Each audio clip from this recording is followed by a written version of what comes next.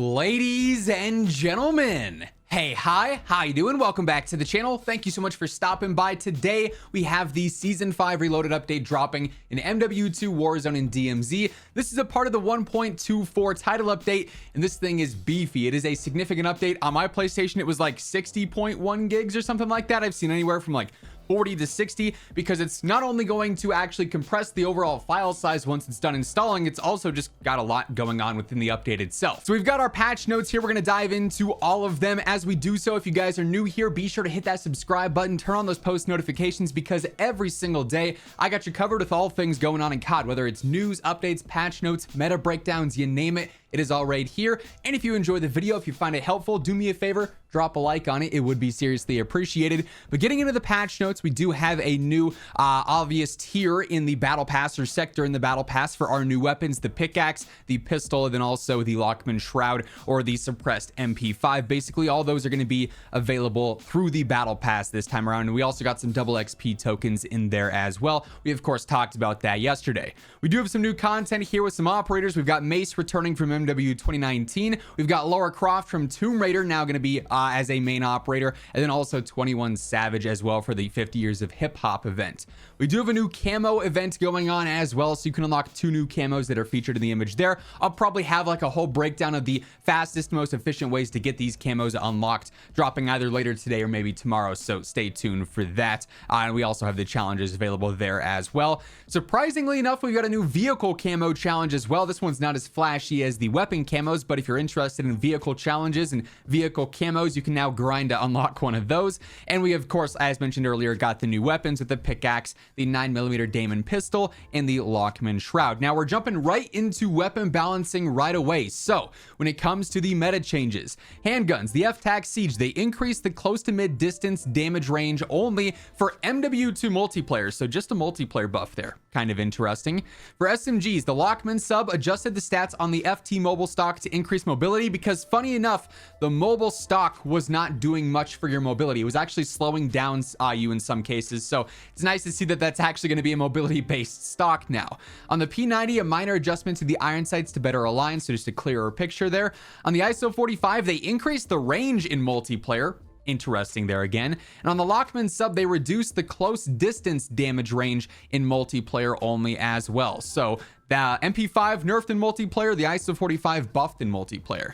For the rifles on the FR Advancer, they increased the damage range in multiplayer only, and then in Warzone and multiplayer, they reduced the hip spread. The Razorback in multiplayer got an increased damage range. The M16 increased the close to mid distance damage range in multiplayer only. The 74U reduced the damage range in multiplayer only, so that's a slight nerf there. The 74U honestly was one of the best options in MP for some time, so slight nerf to that might change things up a bit. On the Hemlock in multiplayer only, they reduced the mid to far distance damage range as well. So a lot of multiplayer specific updates so far. More of the same here with the battle rifles. The TAC-V, they increased the damage range, so that'll be more effective now in multiplayer. The Cronin Squall, they increased the damage range. Same deal in the SO14, and same deal in the Lockman 7.62. So all battle rifles are now going to have better range in multiplayer. For shotguns, we have more multiplayer only changes. The Lockwood 300 got some slight adjustments. Same deal with the Bryson 890 and the Bryson 800 as well. Again, only affecting MW2 and not Warzone, curiously enough. Now for marksman rifles, the SAB-50, they increased the ADS speed and the ADS movement speed in Warzone and multiplayer, and they increased the damage range in multiplayer only. The Lockwood MK2, they increased the ADS speed and the ADS movement speed all around, and on the SPR, they increased the long distance damage range in multiplayer only. The EBR reduced the damage range in multiplayer only, so buff to the SPR, nerf to the EBR. For LMGs in multiplayer, for the HCR, they increased the mid-distance damage range, and for the RAP-H, same deal there. So some slight buffs to a couple of the LMGs for MP. For snipers, a lot of multiplayer updates here too. The Carrick increased the close range damage, the upper arm location damage, and the long distance damage range. Then in general, they increased the ADS to hip transition speed, the movement speed, and the sprint speed. So some slight buffs here in general to the Carrick. It was a pretty underwhelming sniper in general though. On the Imperium, they increased the ADS speed, the ADS movement speed, and they also reduced the hip spread all around.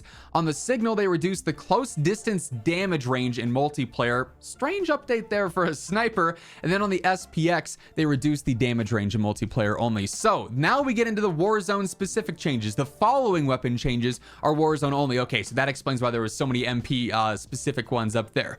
We are generally pleased with the Warzone weapon diversity. For example, the SMG category is very healthy, with a staggering 6 SMGs falling within a 10% point difference in kill-death ratio. Among them, the Vaznev, the Vel, and at the top, perhaps surprisingly, the P90A. P90 users got the high KD. While this is great news, we recognize that not all categories are enjoying that same level of competition. This update is focused on introducing further viability in the long-range engagement space. This update also includes a reduction in launcher damage against players. We'll be monitoring their performance following the launch of Season 5 Reloaded. So, Warzone only changes here. The Chimera, close damage buff, far damage buff, head multiplier buffed, lower torso multiplier buffed. For the Advancer, close damage buff, far damage buff, so those are more versatile in general. The Chimera was already super good up close, by the way, so that's definitely gonna be meta sniper support. ISO Hemlock, close to mid damage range decreased, mid damage range decreased, so the Hemlock's getting nerfs when it already wasn't that impressive. The Lockman 556, head multiplier buff, neck multiplier buff, upper torso multiplier buff. That's just rewarding better aim, which is pretty easy on the 556.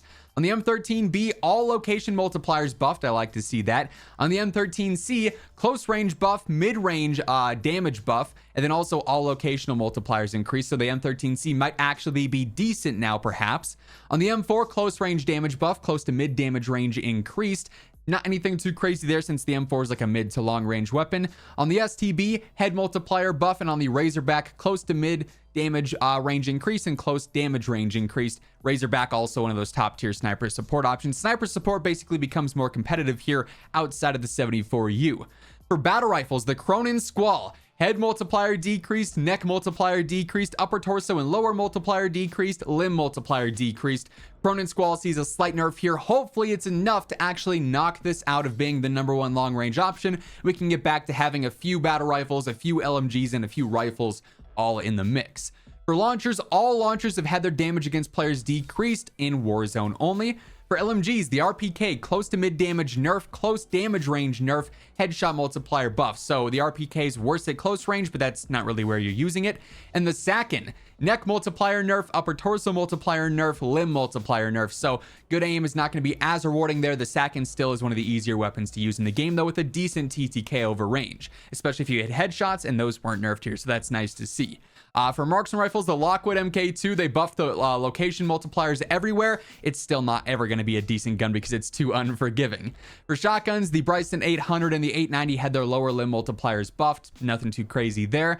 For SMGs now, the Bass P, neck multiplier increased, upper torso and lower torso multipliers increased, limb multipliers increased. So buffs all around for the Bass P. That's nice to see. It's already like right there on the verge of being a top tier sub, so this definitely is going to help out there. The Fennec actually gets another buff, neck multiplier buff and upper torso multiplier buff, so good aim is going to be more rewarding. And the MP7 actually got a limb damage buff as well for the multipliers there. That's going to be even better.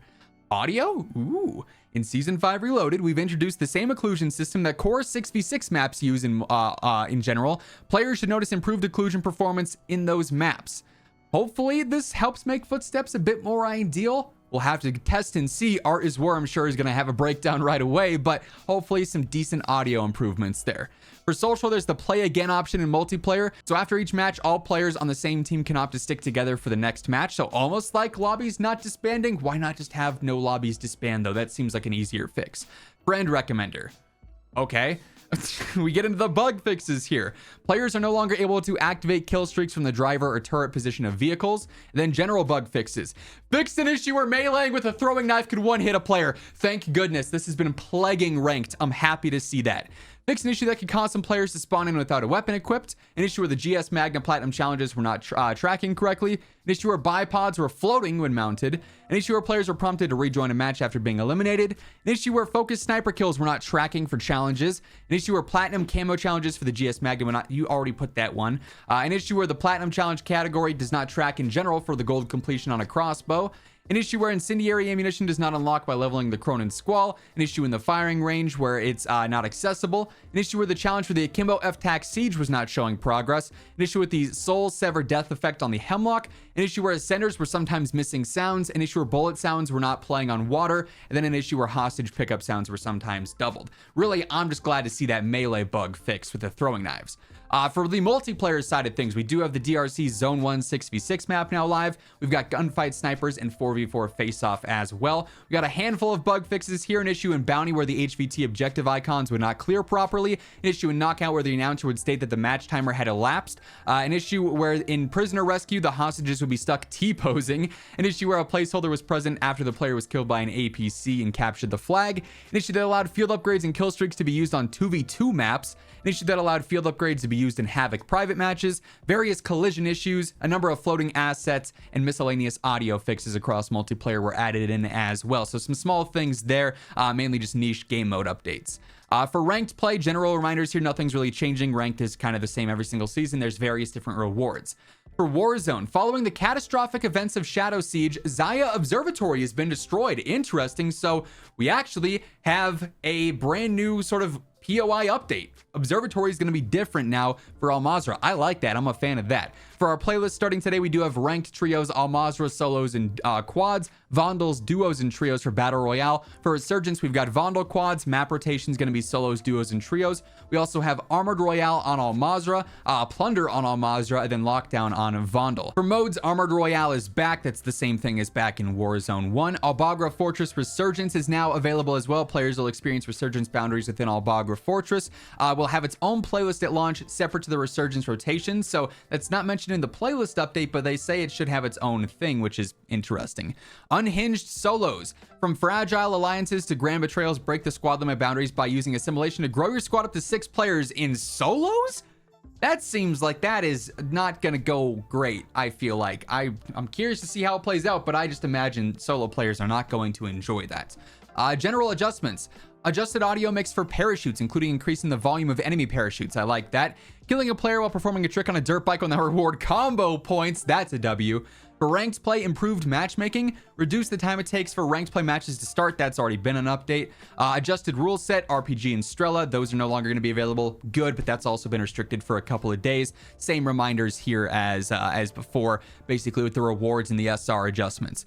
Bug fixes. Fix an issue causing the amount of ammunition picked up to display incorrectly. An issue causing the most wanted contract UI widget to remain active after that target was killed. An issue with the most wanted targets team receiving rewards. An issue preventing some players from using the deployable buy station. An issue preventing players from leaving the match during exfil after finishing in second place. I did that yesterday and it cost me a bunch of SR in a game that we placed second. That was a bummer. An issue causing the mortar strike icon to appear on the TAC map incorrectly. An issue allowing players to capture the UAV tower while inside a vehicle, and an issue showing incorrect vehicle icons on the feed for ranked play as well. We then get into some of the DMZ stuff here. Shadow Company faction mission tier 3, 4, and 5 are now available. There's been a couple of adjustments. They increased the drop rate for chemical items in Koshka Complex and Building 21, adjusted the UI when revealing safes to better indicate the location, and grab a secure backpack and explore the ruins of Zaya Observatory. A new barter item is available at the closest buy station, so you have a reason to go to Observatory now, which is nice to see.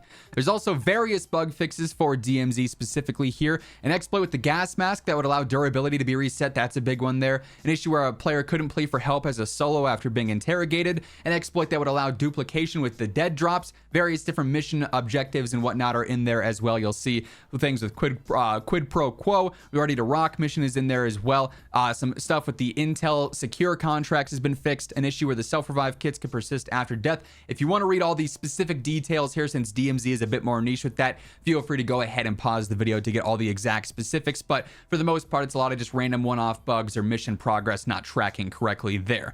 That's effectively going to conclude the patch notes. For the most part, I'm liking some of the changes here. It's cool that Observatory is different. I'm glad they fixed the knife being bugged. There's still a lot of issues with Warzone, though, that weren't adjusted here, which I don't love. The loadout drop icons being invisible, audio being rough. There's Gulag. It still has not changed, and it kind of sucks, if I'm being honest. The weapons in the Gulag don't rotate, so kind of bummed that some of that hasn't been adjusted, but some decent bug fixes, some decent content, and that's going to wrap things up. If you enjoyed the video, do me a favor, drop a like on it, and if you're new here, Be sure to hit that subscribe button, turn on those post notifications on your way out to always guarantee you're up to date with everything going on in COD. But once again, thank you so much for tuning in, and until next time, take it easy, have an awesome rest of your day, and I'll catch you guys later. Peace out.